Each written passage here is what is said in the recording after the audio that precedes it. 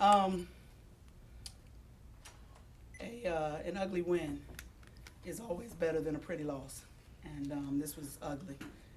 But it was good for us, I think, to play a game where we had to rely on our defending and our rebounding, because that's kind of what we've been talking and preaching, and we've been talking that along with hitting shots. And so we've been putting up, high 60s, low 70s, and tonight we really had to grind it out because we just had a hard time finding the rim and our defense. And I thought, Lay's job on the boards late was a huge key for us. Just, we went for a while there in the first half where we were missing shots, but we were settling for one shot on the offensive end. And the fact that she finally locked in on, get us another shot, just made a huge difference for us, particularly down the stretch. So, just looking at the numbers, we go into every game with a goal of 45 total rebounds and 18 offensive.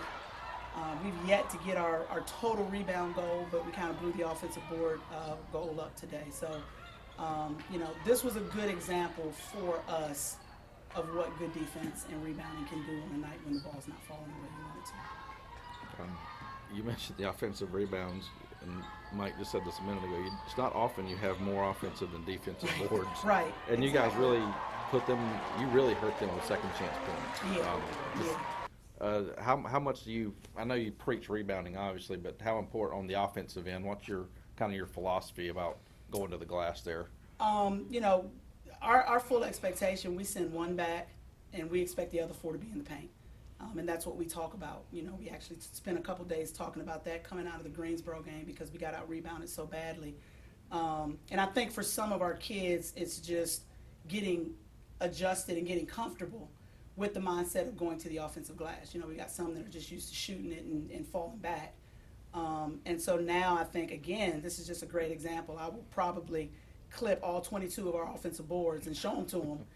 Because it's just a great example of what that effort and that energy on the offensive glass can do for you on a night when you are not scoring the way you want to. Alaysia, a little bit. I know she didn't, the points, whatever, the rebounds you talked about, but she gave you guys a spark. A couple in the first half. She hit that three-pointer that kind of started that run that gave you the lead. Some big boards you mentioned in the second half. I mean, is that what you're expecting and challenging her to do, be that player that gives you guys that lift? Yeah, I've been on Lay from day one, probably more than anybody, just because I think she's an extremely talented kid, and we want to get everything out of her abilities that we can. And we have challenged her to be more of a leader on the floor, both vocally and by example. But yeah, what we talked about on, from day one with her is that we don't want to put her in a box and just make her a back to the basket kid. Right. She can shoot the three, she can shoot the mid-range jumper. She can do a lot of things well, and we want to give her the opportunity to do that. So when the focus sometimes is offense, you tend to get locked in and get a little bit discouraged when you're not hitting shots. I mean, she had a 4 for 17 game, but she carried us in other ways. And to me, that's a big lesson for her, that, even though we need her to score, her defense and her rebounding for us is every bit as big as her scoring is. And hopefully she, kind of saw that, very well today. You said you'll always take the ugly win, but just having to do that, how encouraging is it for you as a coach to see them be able to grind out one like that? We needed one like this. We really did. In our challenge in that opening weekend, our leads were pretty substantial, and we were able to push leads out and then hang on. Clearly against Greensboro, we kind of fell asleep a little bit in the third quarter, but then we were able to grind that one out in a different way. We needed this kind of game. We really did, because there'll be more like it. The things that we can control are the things that we control today, and we can't always control whether or not we're going to hit every shot, whether or not the ball is going to be falling and we're going to have 75 points every night. But the things that we control today, in my opinion, are things that we will be able to control every night. So if we'll settle into doing those things every night, I think we'll at least give ourselves a chance to win games. And just last thing for me, Kayani gave you guys a little bit of an offensive lift, I thought, in the second half as well. Just talk about her play a little bit. Kai and I've had a lot of conversation. Her role has changed this year from last year in terms of what we're asking her to do. And so I was really excited for her to see her have the kind of offensive output that she had today. But what a lot of people won't notice is the great job that she did up on the ball, guarding shooters, not getting beat off the dribble.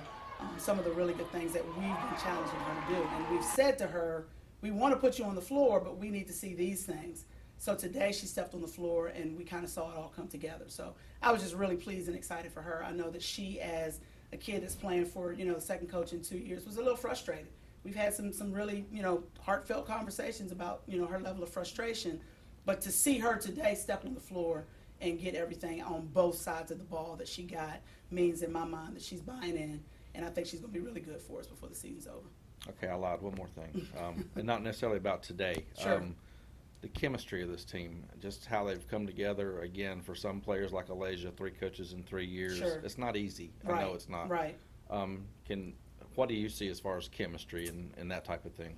I think that is a credit to these young ladies. They're just, beyond their abilities on the court, off the court, they're just an awesome group of kids. And it became very clear, even in the summertime, before I had met any of them, that there was a good chemistry. I think maybe sometimes going through coaching changes actually brings teams together. And I think that may be one of the things that has drawn this group together, is that they have had to deal with changes in coaches and systems and expectations and all of the different things that go along with that. But it's brought them together.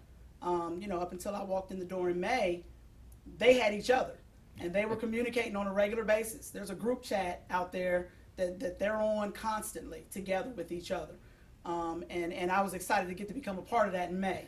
But I kind of got I got a bird's eye view at all of the communicating that they had been doing with each other in that gap, between coaches. And I think it's come up really big for them. A lot of new faces on this team. There are kids that didn't know each other before they stepped on campus in August, had never met. But there's a really good chemistry, and we have asked them as coaches to just trust us. Roles may change, minutes may vary depending on what we need in that game. Stay together, trust us as coaches that we're going to do the best we can for this team to put us in position to win, and they've done a great job of that. Well, we started off slow. I think we played to our level of competition for a while, but once coach called a timeout and got on us over, I think our intensity stepped up more in the second half. And I just tried to play my role, be on the boards. How do you like your role this year? Coach has kind of freed you up a little more than you have been in the past. Just tell me about that and what you think about it. I actually love it. She lets me play ball. She'll get on me when I'm wrong, but when I'm right, she just let me play. I like her game. She just lets you play. In the first half, you hit that 3-pointer that kind of sparked you guys. In the second half, I know you had an offensive rebound and put back, but then when things were getting a little bit hairy, that kind of gave you guys a little bit of space there. Just talk about that a little bit, and about, you consciously thinking that you're the one that needs to kind of give your team a lift sometimes. Trying to show a little leadership on the floor.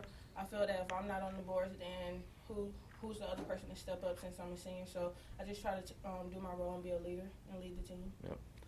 Michael just pointed this out to me, how you guys just, on second chance points, you guys really put it to them, and you had, how many offensive rebounds? You had 22. They only had 5 offensive rebounds. Just about your rebounding philosophy on the offensive glass. Can you just talk about that a little bit? When I see a shot go up, just go get it. No team rebound. That's simple, huh? Yeah. How about just to start, you guys have gotten off to, you've been through 3 coaches in 3 years now. You've been here a while. You probably have your finger on the pulse of this program as well as anybody. Just from a mental standpoint, getting off to a 4-0 start, how big is that for you guys? It's real big. It's something different. It's unbelievable, actually. And for us to come to UNCG at their home, them being a Division I, that was a big win for us. And I think we have the momentum going on our side right now. Good. Okay. Yep.